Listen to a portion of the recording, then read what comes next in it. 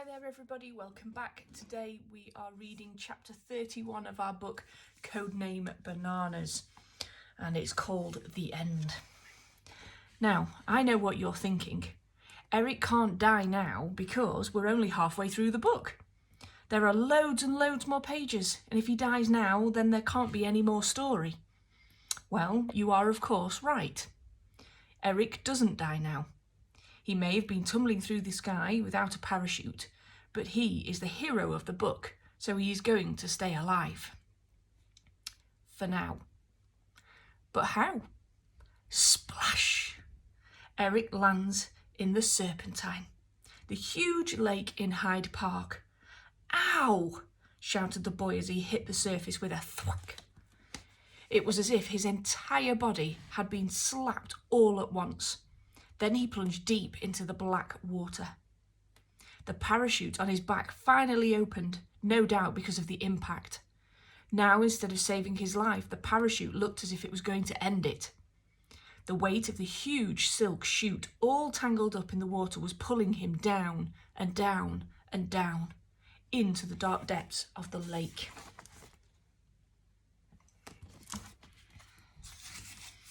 Fighting for his life, Eric tore himself free from the parachute. Pushing his feet down against the bottom of the lake, he propelled himself up to the surface. Gasped Eric. He had never been so grateful to take a breath in his life. He was alive. But it was December.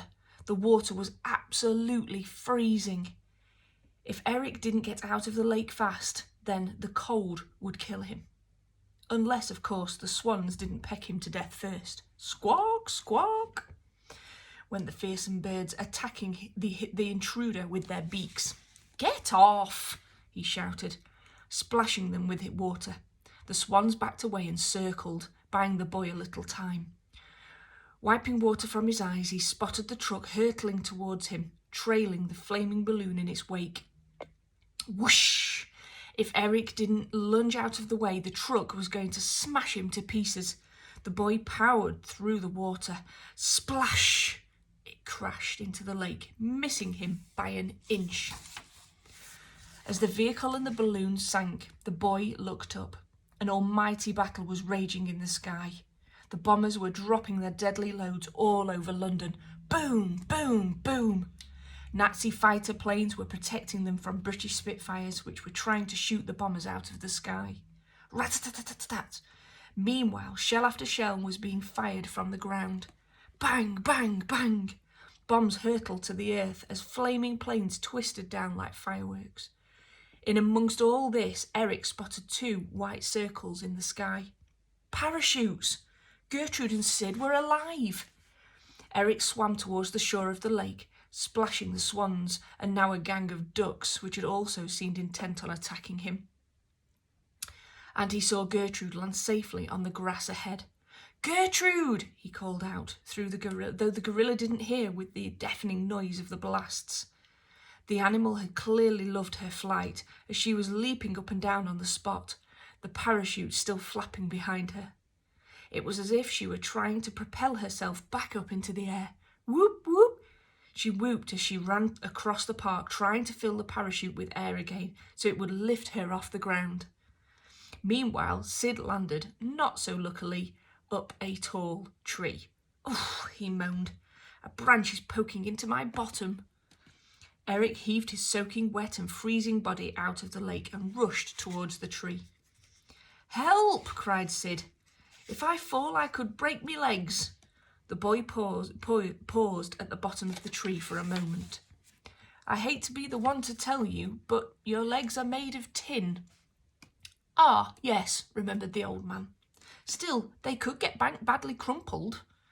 Can you climb down? Called the boy. I would rather you climbed up, called the man. Let me just help Gertrude.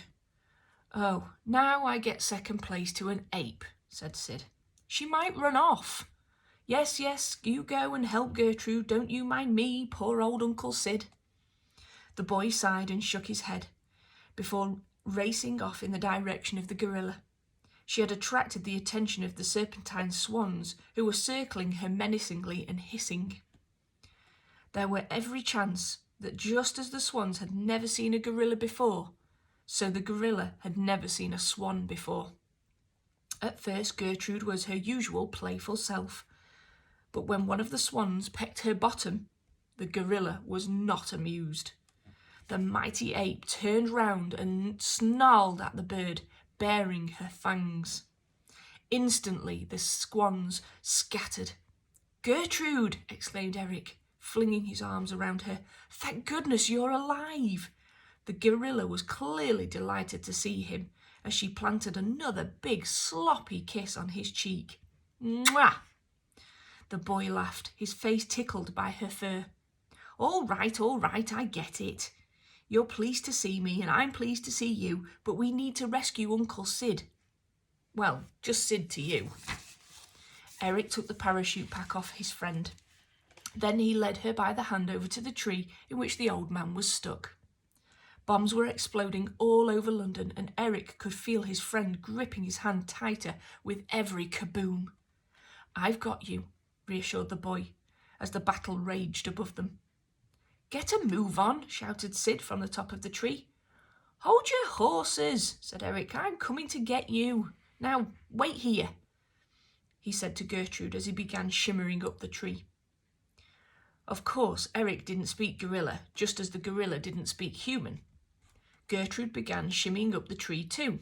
Being an ape, she was awfully good at it, and made it to the top in no time. Despite not sharing a common language, the gorilla gestured to her back. "What does she mean?" asked Sid. "Hop on," guessed the boy. The old man did just that, and the pair were down on the ground in no time. "Well, that was a first," exclaimed Sid, still on her back. "I've never travelled by gorilla before. I wonder if she'll carry me all the way home." At that, Gertrude shook her head and let the old man slide to the ground. "No is the answer to that one," said Eric. The boy took the gorilla by one hand and Sid by the other. "Did you go for another swim?" asked Sid, feeling that Eric's hand was wet. "Sort of," replied the boy. "Now come on, please, let's get home. I am absolutely freezing." Seeing Eric shiver, the gorilla wrapped her huge hairy arms around him to keep him warm. "Oh, thank you, Gertrude." The ape just nodded and smiled, and together they began the long walk home. Eric was praying no one would stop them. How would they explain away a great big gorilla? There you go. That's got to be pretty cool, that, hasn't it? So chapter 32 tomorrow, and that is called Sucking on a Wasp. We'll see what happens then.